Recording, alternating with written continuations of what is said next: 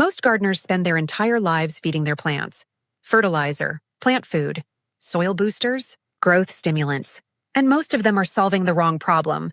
A plant needing constant feeding does not have a nutrient problem. It is a plant growing in soil that has forgotten how to feed itself. There is a method documented in Roman agricultural texts written over 2,000 years ago. It rebuilds that forgotten ability. No digging. No products. No complicated systems. Today we cover what dead soil actually is and why it happens. We reveal the exact 3-step method to bring it back to life. You can start this weekend for completely free.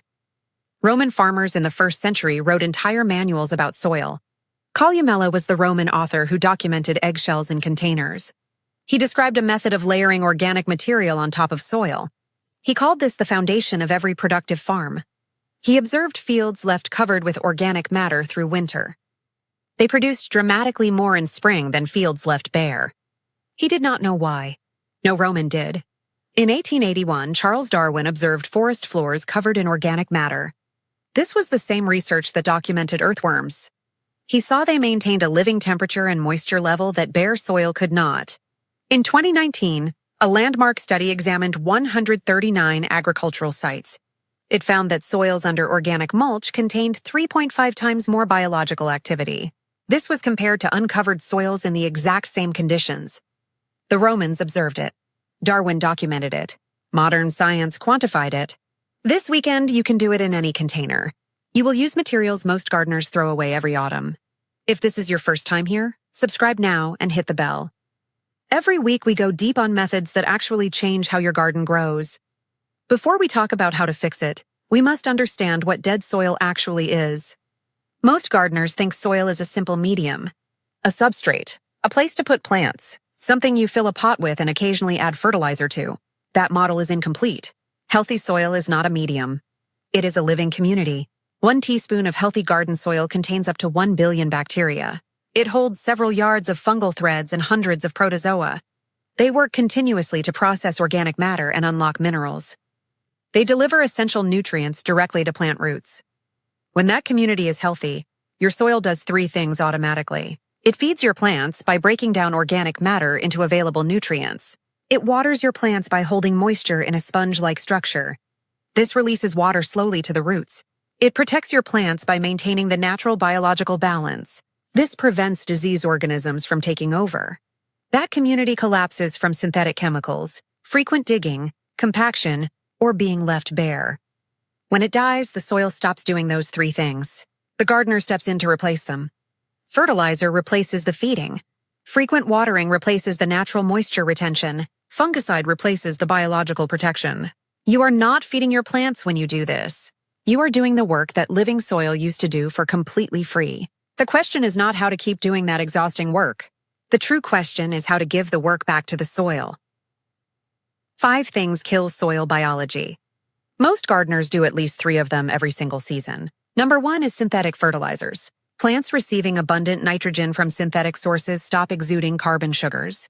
The soil organisms that produce nitrogen naturally receive no food. The entire community starves over just 1 single season. Number 2 is digging and tilling. The fungal network can extend 700% beyond the root zone. It is physically severed every time you disturb the soil. It takes 6 to 8 weeks to rebuild. Most gardeners dig every spring so the network never fully recovers. Number 3 is bare soil. This is the one most gardeners never even consider. In summer, bare soil surface temperatures can reach 60 degrees Celsius. This is hot enough to kill most soil organisms in the top layer. In winter, freeze and thaw cycles collapse soil structure. They flush biological matter away with heavy rainwater. Nature never leaves healthy soil bare.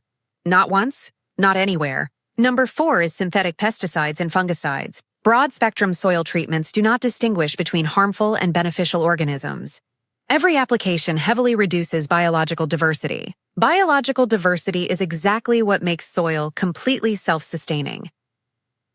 Number 5 is compaction. Soil organisms need air. Roots need air. Water needs pathways to move through. Compacted soil happens from heavy pots, foot traffic, or poor structure. It eliminates the tiny air pockets that the entire underground community depends on.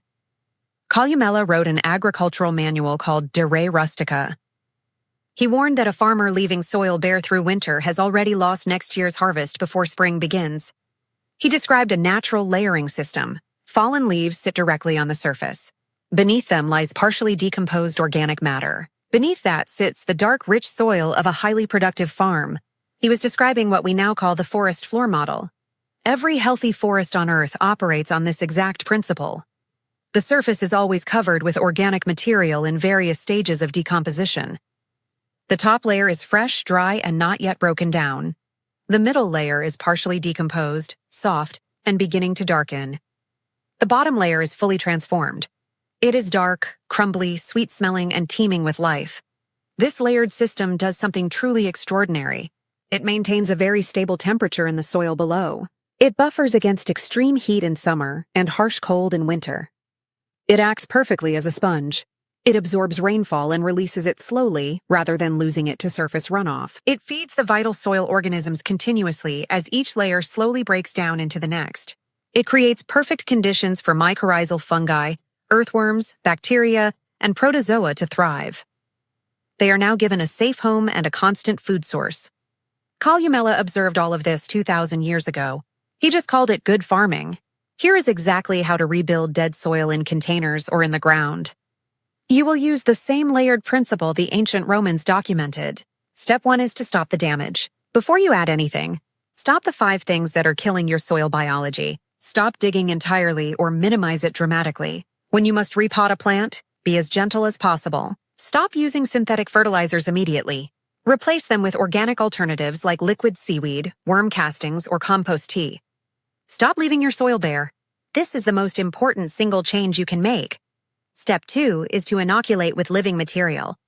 Dead soil has lost its biological community, and you need to reintroduce it. The fastest free method is mature leaf mold. This is the dark, crumbly material from the base of an old leaf pile or forest floor. Mix 20 to 30% mature leaf mold into your potting compost when repotting. This introduces native mycorrhizal spores and beneficial bacteria populations. It brings in active fungal networks perfectly adapted to your local conditions. Commercial mycorrhizal inoculants also work if you look for Glomus intraradices on the label. But the free version from under your nearest established tree will always be better adapted to your garden. Step 3 is to mulch and leave it alone. This is the critical step most gardeners skip. It determines whether absolutely everything else works. Cover the soil surface completely, every single centimeter. Use shredded autumn leaves, finished compost, clean wood chips, straw, or partially decomposed leaf mold. Aim for a layer of 5 to 7 centimeters. It must be thick enough to regulate temperature, retain moisture, and feed the organisms below. Do not dig the mulch in. Lay it flat on the surface and leave it.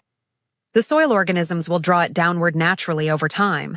Digging it in aggressively severs the fungal network you are trying to rebuild. Check the mulch layer every 4 to 6 weeks. As it slowly breaks down, simply top it up.